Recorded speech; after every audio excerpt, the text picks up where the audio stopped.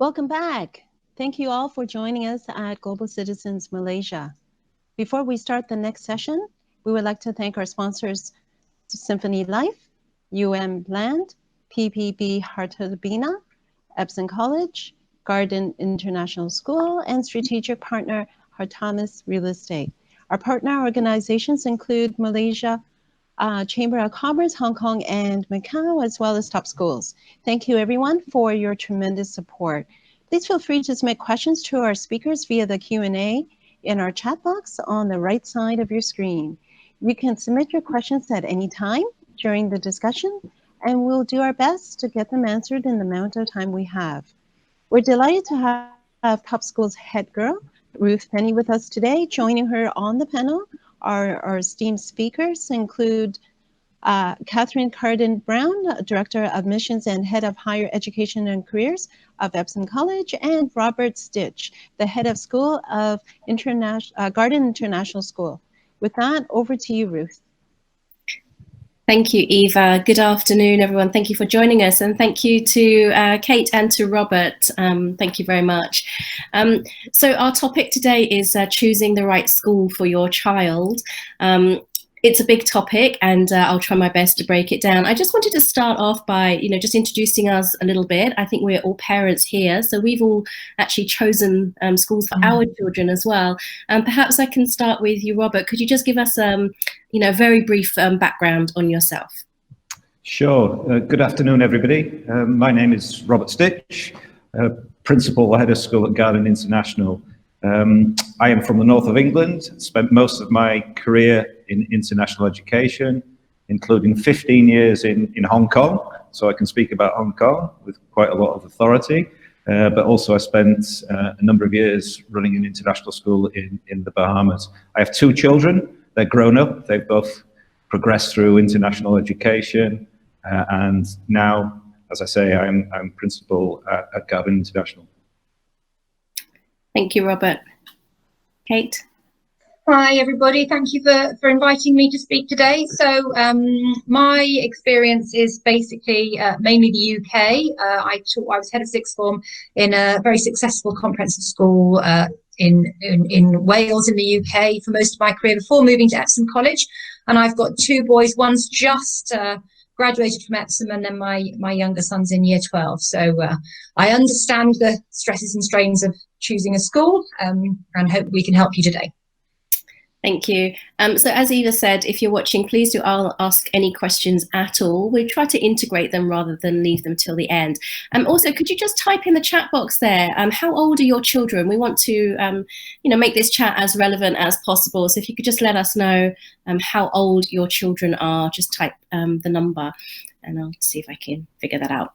So choosing a school, so what are some of the common criteria that parents apply to choosing a school? And are they sensible criteria? Kate, maybe just give us one or two. Okay, well, obviously academic results and achievement is really, really important to parents. They want to feel safe that they're putting their child into a school where there's a proven academic record, but clearly, in today's society, there's a whole host of other things that are important, skills and building confidence, and every child's an individual. So I think a school that tailors the education to the individual is important. Well, you went straight for it there, and I know that you're head of higher education, and talking about academic results. So we're in Asia, and we've all been in Asia for quite some time. The parents have a range, children aged from 2 to 12 currently, so it's quite a broad range.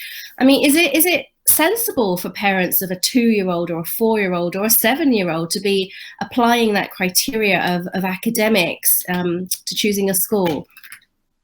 Is this to me? Yeah.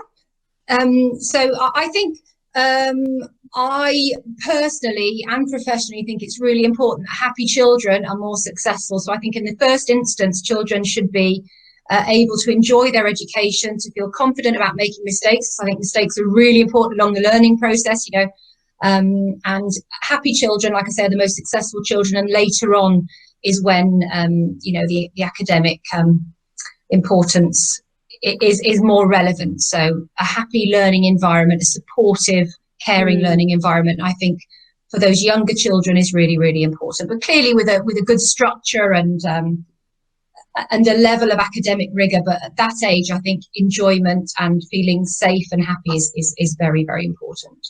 Can I ask you, Robert, to weigh in on the same question? Yeah, I mean, I concur with Kate on a number of points that she's raised there. Obviously, academic results are very, very important, particularly in international private schools. Parents are paying a lot of money, and choice is obviously a lot of choice in the marketplace, and choice of school is one of the most important decisions a parent would ever make. But interestingly, we've got parents there from the age of children from 2 to 12. When I speak to parents who are putting their children through the Early Learning Centre at Garden International School, say 2020, I would say if your child takes the whole journey with us all the way through to graduation, they will graduate in 2035. And that is just a mind-boggling thought, really. We just don't have a clue what the world will look like in a few years' time. And in fact, we don't have a clue what the world will look like next year. So, you know, academic results are one criteria, and it's obviously a criteria which you can benchmark a school. But I would say, I think parents should be looking at schools that can prepare children for an ever-changing world. And that is through a holistic education, through a skills-based curriculum. As Kate said, through a school that takes safeguarding and child protection and the well-being of the students and the staff and the parents very, very seriously. So I think there's a whole raft of decisions to be made. I think the reputation of the school is obviously very, very important. And parents need to do due diligence. It's easy to look at the outside and look at, you know, the fancy facilities, which are good and important, but I think you need to dig a little bit deeper than that as well. Yeah, these are all very big topics, and we'll get to them. I want to stay with academics just for a moment. Now both Epsom and Garden International are running the English National Curriculum and then IGCSEs and then A-levels. Is that correct? Correct. And then, you know, how does a parent evaluate academic results? Is it simply A-levels, how many A's and A stars, or is it more than that? Well, if I can jump in, it would be really easy for me as principal of Garden International to say, just look at the raw results, because our raw academic results are absolutely outstanding. I think this year we had 82% of our students got A star and A at A level, and we compared to the best private schools in the UK. So it's easy just to say raw results, but I would say value added is much more important, and that sort of drills down into personalized learning. And value added basically means the value that the school adds to the education of the children, and basically the inflation of the results above benchmark testing. And our value added results were +1. That's a full grade, and again that is better than any private school in the UK. So I think just in terms of looking at raw results is one thing, but looking at value added shows what kind of support mechanisms the school would have in place and how they can get the best out of the children within the care. I agree. Is that something that you share with parents? I know you probably measure that internally, but quite a lot of schools don't share. Is that a question that parents should be asking a prospective school when they visit? Absolutely. I mean, I think it's very, very important to understand value added. I think sometimes parents are put off because it sounds like educational jargon. So I think it's really important to understand what value added actually means and how the school actually interprets the data and what kind of data they use to actually substantiate the claims about value added. But yes, I think parents should be asking those questions, for sure. And I'll jump in as well. I think with children, you know, when they're coming sometimes with lower levels of English in the beginning, you know, the fact that they're able to go on to study in some of the most prestigious universities is a really again a good benchmark of how a school's performing and how they're preparing those students to be able to access and to prepare their application and access that top level of higher education. I think that's something to look at as well. When you have basically what I would like to say is that the earlier they start on that journey, the better. You know, because if you're coming in with lower levels of English into an international school, then the earlier you enter that English speaking environment, the more chances you've got of success. Yeah, we'll get to sort of ESL and inclusion later on. Let me stay with you, Kate. I mean, there might be critics out there who are preferring an IB curriculum, for example. I mean, it's been very, very popular. Even the UK independent schools, some of them have taken up IB. Some of them have already ditched it. But you know, both schools offering what would be potentially termed a more traditional academic approach with A levels. Is it outdated? I absolutely not, and I think any you know, and I'm sure Robert would agree that any you know, a school, the IB is very holistic and it has its core principles, etc. But A-level schools, good A-level schools, you know, they will underpin their curriculum with those core values and a range of experiences and enrichment activities that are going to develop the skills and the attributes of the IB learner profile. So absolutely not outdated, and equally well recognised and thought of by universities globally as the IB. Yeah, I think accepted that it's well thought of by universities, certainly in the UK. But Robert, can I come back to you on the topic of preparing for children with skills that we don't know what sorts of skills that they'll be requiring? Is A levels taking care of that? Are A levels taking care of that? Yeah, for sure. I mean, I think, you know, one of the good things about KL and also Hong Kong is the choice that parents have. And I think it's really healthy in the marketplace to have IB schools and A-level schools. And I think what you've seen over the last 10 years is A-level schools and schools that are running IGCSE programs have really developed their curriculum in the broadest sense, rather than just looking at the syllabuses of the different subjects at A-level. So, for example, at GIS, we have our sixth form diploma, which is based around 4 AS levels, which then narrow to 3 A levels. But then we have electives, which are very much skills-based and promoting the kind of 21st century skills that we think are important in the workplace and at higher education. We expect all of our students to be involved in leadership and mentoring students lower down the school. All of our kids are involved in service projects. And then also we're tracking as well through portfolios their wider learning through the creative arts and through sports. So it's developing that full picture. And we understand really at university and now increasingly with employers that they're looking at a much broader portfolio than just basic academic results. So I think all good schools like, you know, Epsom and GIS are preparing our students for that rather than just a very narrow academic curriculum. Yeah, I think it's important I think parents do often look at A levels as being too narrow, but they, you know, understanding that there's more than A levels is important point. Thank you. Let's move to the skill. Let's delve a little bit more into the skills that, you know, you mentioned. Let's go down to primary now for a moment. So a child is entering your school at aged 4 or 5 or 6. What sort of skills are important for the child to master, to be engaged in order to be successful later on? Kate? Kate, sorry, I don't want to interrupt anybody. Well, clearly, you know, the basic skills that there's going to be a focus on literacy and numeracy, but also digital literacy, problem solving, critical thinking, you know, learning through play as well at that kind of an age, exploring resilience as well, socialization, learning to disagree without being disagreeable.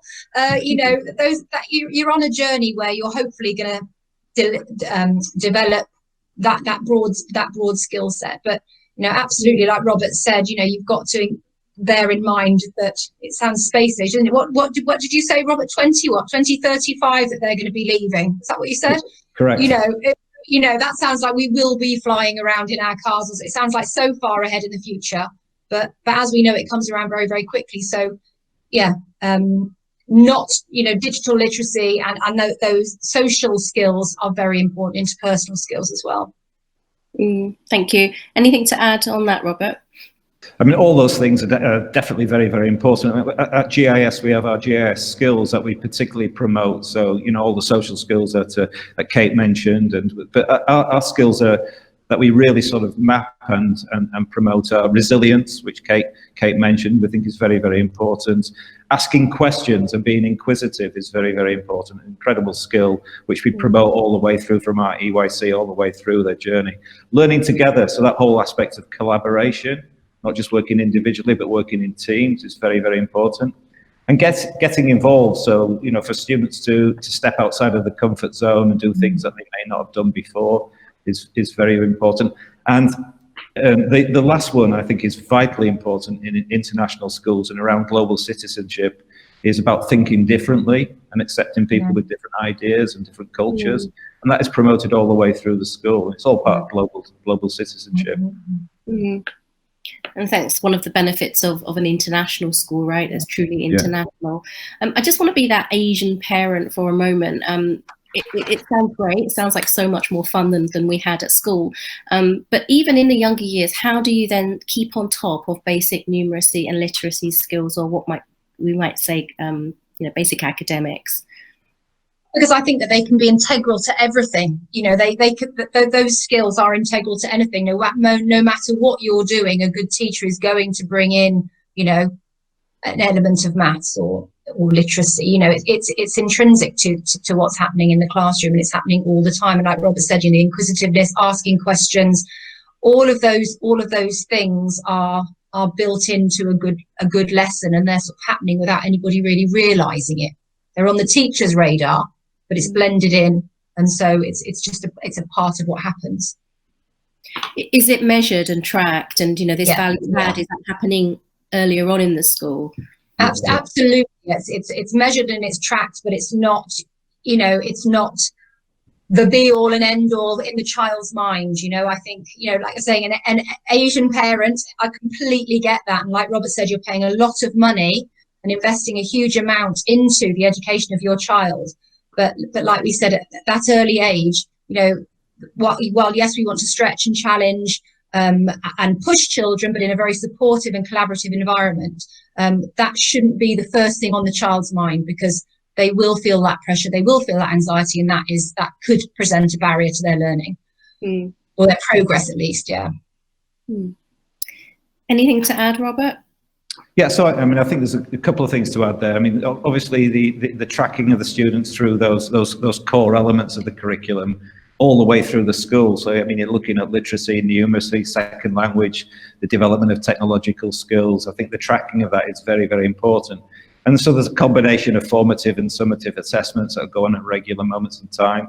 And I think, you know, the working around those and personalizing the experience of the students so that they can master before they move on. Just not assume that not everybody's going to move on at the same pace. I think the whole mastery of education is something that we've really got to grips with over the last few years. Just not assuming that all kids are going to move forward at the same pace, but making sure by formative and summative assessments we can see where our students are and where they're making great progress and where they need extra help, etc. So I think there is a combination, and all good schools are rigorously tracking the students and doing benchmark testing as well at various times. So it is a combination of there's a lot of science behind this, there's a lot of data collection, but it's also working personally with the individual students. Yeah, I want to stay with that a little bit. You mentioned personalization. Sometimes we talk about differentiation or individualization or whatever. What size are your classes in each of your schools? So we are in our lower years, we are 20 and 22, and then in the upper primary we go to 24, and that goes all the way through into the secondary school. But when we get to the A-level classes, we have a class size of 18. Obviously, when you get into IGCSE as well before the A-levels, it depends on the different option blocks. Right. So these are good class sizes. In the primary, in the lower primary, we have teaching assistants alongside the teachers who are extremely well qualified at GIS and are acting really as a second teacher and support within the class. And Kate, And our classes are small, and we've got small classes. So we've got 10 to 12 in our lower school classes. I'm not exactly sure of the maximum number that we have, but we are a much smaller school. So it's a more intimate sort of environment. Yeah, much smaller. I think I was in a class size of 30, 35. Yeah, same. Yeah. Yeah, we all sat facing the front. So obviously schools have changed a lot. Let me stay with you for a moment, Kate, on the topic of differentiation. And obviously children, we want them to progress and improve and to maximise their own potential. But everyone is different. Every child is an individual. How does that work in your school? Well, it's like Robert said, really. The teachers know the pupils clearly. Like I've said, our class sizes are much smaller, and so they do know the students very well, and the formative and summative assessments they run along. They're integral to the learning experience of the pupils, and where there's additional input required, then that is provided. So yes, it's very bespoke, and absolutely there can be all sorts of things going on in a child's life. Sometimes they all develop at different, just like they grow at different rates, don't they? They'll have a growth spurt, and it's the same developmentally, and it's different for different children. Just because they're the same age, it doesn't mean the same things are going to be happening at exactly the same time. And Robert, can I ask you to expand on that? And we talked offline about inclusion. So maybe some children do have some challenges in some areas or other. How are they supported? Yeah, so we have a very strong learning support department in the school, both at primary and secondary. So students will be offered additional support, and we work with the home. And I think that relationship with home is very, very important. As John Hattie, the leading educationalist, said, that's one of the major criteria in student success is the home-school relationship. So a great learning support team. We've got a great ESL team as well to help with second language. So all that kind of support, additional support, is offered at all different levels, and offering pathways through the school. But at what level where does the level of support become too much for you? Sorry, repeat the question, Ruth. But where does the level of support become too much, unmanageable for you as a school?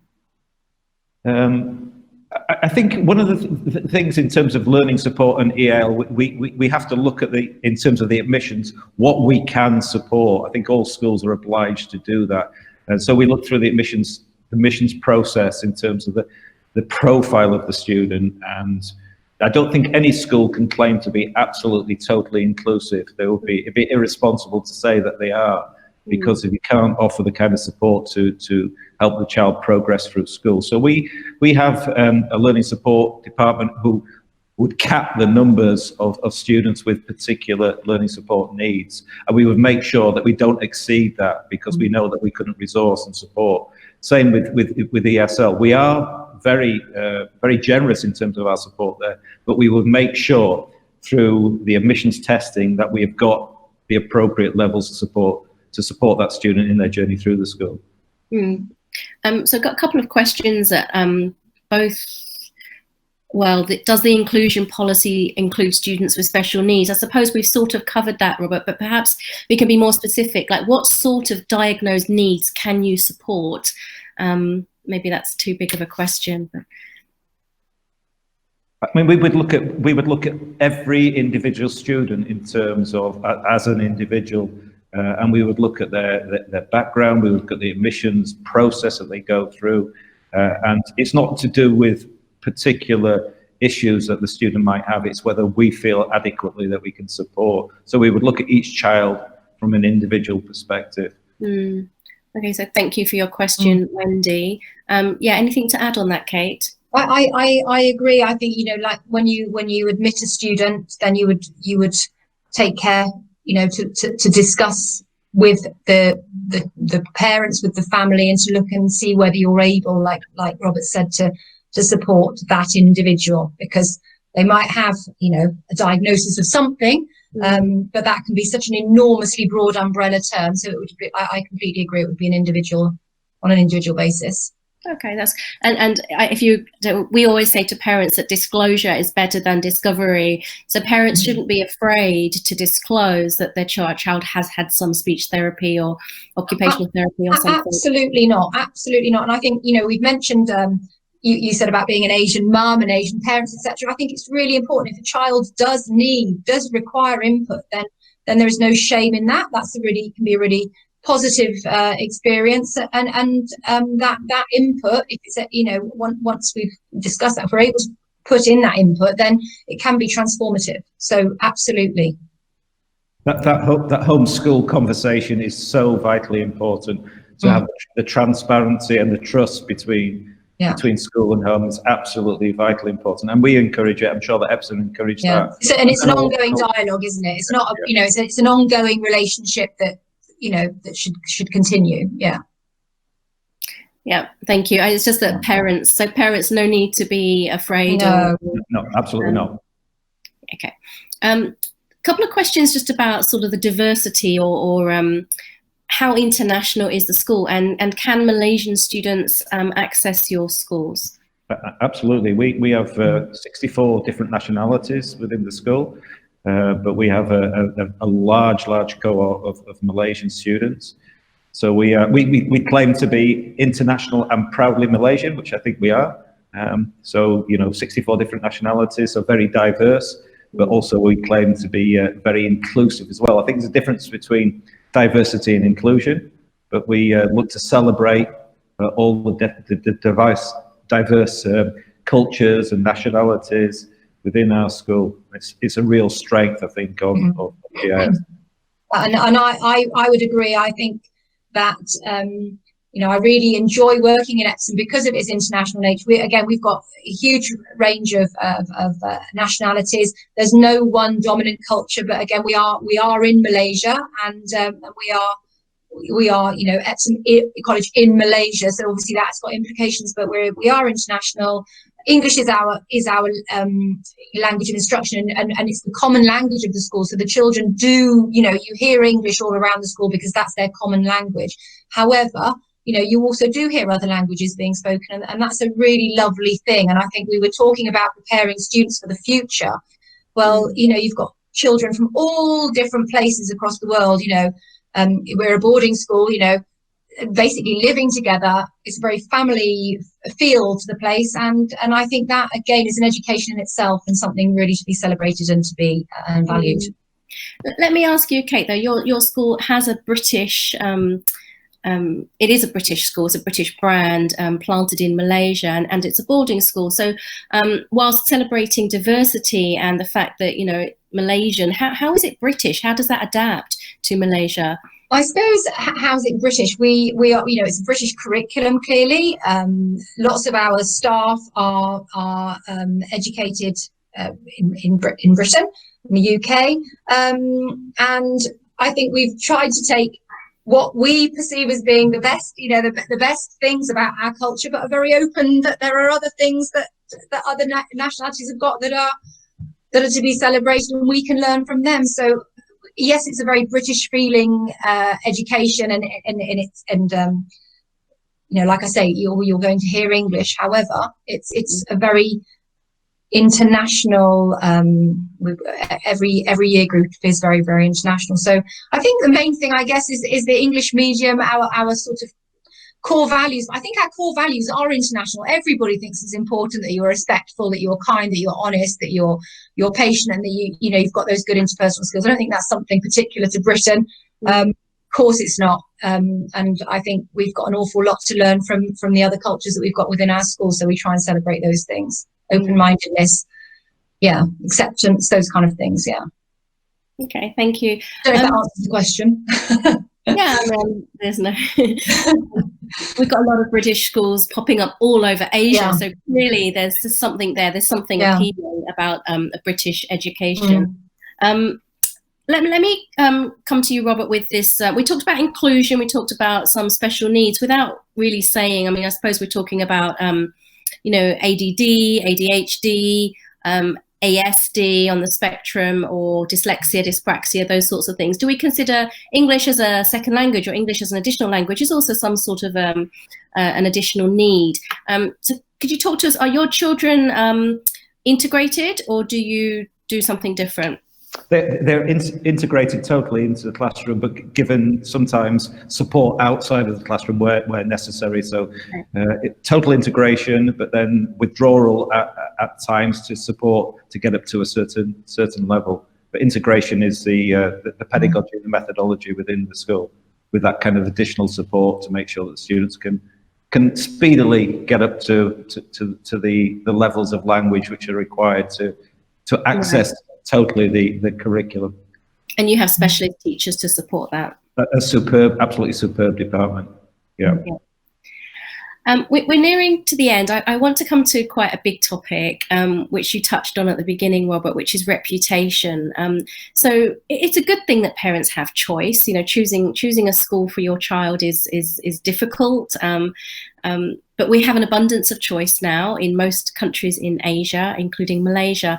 How do parents really? Reputation is something that really, when you visit a school and you meet the head or you talk to the director of admissions, it's not explicitly mentioned. So how do parents really understand the reputation of a school and evaluate that for themselves? Yeah, I think that's a great question. I think reputation in international education is shown by a number of different factors. As principal of the school, I can give you a clue to how I know that GIS has a really strong reputation. When we advertise for jobs, teaching jobs, we get absolutely incredible applications from all around the world, and almost to a T, they say that they've applied to GIS because of its worldwide reputation. When I lived in Hong Kong for 15 years, I knew of the reputation of GIS. I knew that it had a great reputation in Southeast Asia. In the Guardian newspaper in the UK a few years ago, it was rated actually as one of the top 10 international schools in the world. So it's a school that has a worldwide reputation. It goes back to 1951. It's the oldest and biggest international school in Malaysia. The examination results are something that we've talked about, and that again cements the reputation of the school. But as I think we said it from the beginning, what we pride ourselves in is not just those great academic results, but the development of the holistic child. So look at what our alumni have done. We have this incredible alumni that have gone on to be so successful. So, you know, I think there's a number of different things that they can look at in terms of the reputation of the school. And also, I think word of mouth is really important. You know, as a parent, I mentioned at the beginning, they need to go through due diligence, because the choice of school is one of the most important choices they will ever make. So I don't just be tempted by a beautiful website or incredible facilities, even though they're important. I think you've got to dig as deep as possible, ask as many questions as possible. You know, you can, current parents, alumni, students in the school, when you can get beyond the virtual tours of the school, getting into the school itself and asking those questions is very, very important. Yeah, it's interesting. I mean, of course, alumni or the hiring policies or how happy are your teachers, how long do they stay, all of those are important. But how do parents actually find that stuff out? Well, we basically share as much information as we can with our parents. So, you know, if parents are asking specific questions, we would find the data to answer those particular questions. Our teaching staff and their qualifications are a matter of record. We're proud of our teaching staff, the staff that have got you know, masters and PhDs, our staff that have presented at regional conferences and had publications in books, etc., is something that we publicize. So, you know, I think we're not scared to share who we are. In fact, we are, you know, we're really open with who we are. Yeah, and I think that parents should not be afraid of asking these difficult questions, right? Absolutely. It's such an important choice. Anything to add on reputation, Kate? I mean, your school's obviously quite a lot younger. Yeah. Anything else parents can ask?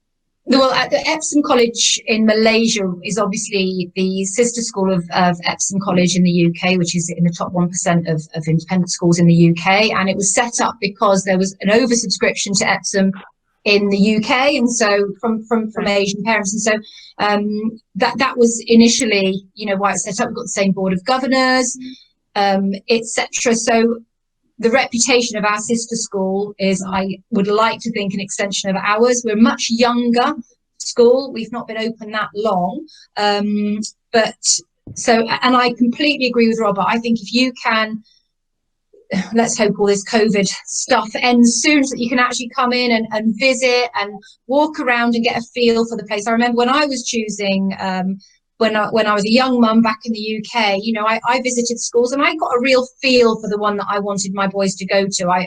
It was a friendly, you could just see the relationship, the rapport between the pupils and the teachers. You could feel it. And I think that's an important thing. So, but I appreciate these times that's a very, very difficult thing to do. But I think, speaking to the staff, getting a feel for the place however you can is another way of sort of consolidating what you might perceive the reputation to be.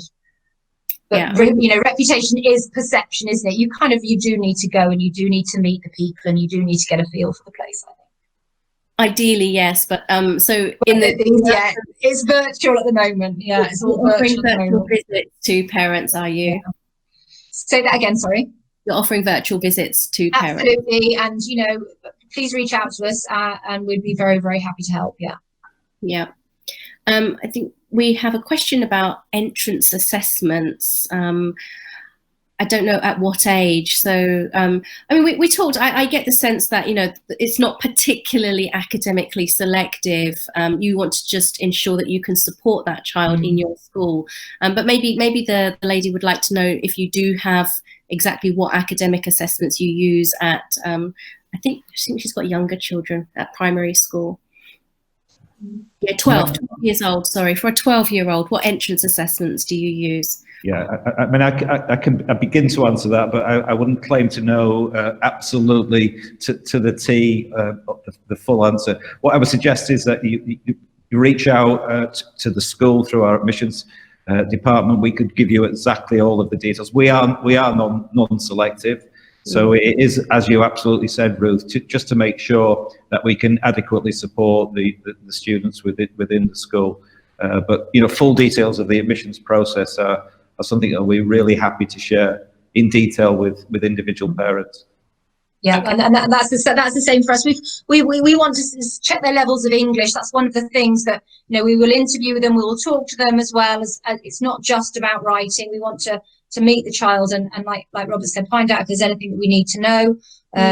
But we at that age, then if it was A level or GCSE, then it's a little bit different. But at that age, it's are we able to support that student? Okay. Thank you. We have like a minute. If you were a parent considering your school, what would you ask the school? I think this is a great question. My children are now grown adults and have flown the nest, but I would make sure that my children would be happy, well supported, would have a personalized education, that they could follow their passion, and that the school would encourage their passion, and that the school was grounded in a set of core values that I, as a parent, supported myself. Yeah, value. Yeah, for me, it comes down. I completely agree with everything Robert said, and I think the core values, and that nobody. I think it's really important. We don't want anybody to fall through the cracks. Once you're with us, we want to be there to support you. And I think it's also you're supporting the family as well. I think in my role as head of higher education, it's not just the student; it's also the family. And that you're able to come back to the school for support later on, because university doesn't work out for everybody. For example, you might want to come back and reapply somewhere else. You might want advice.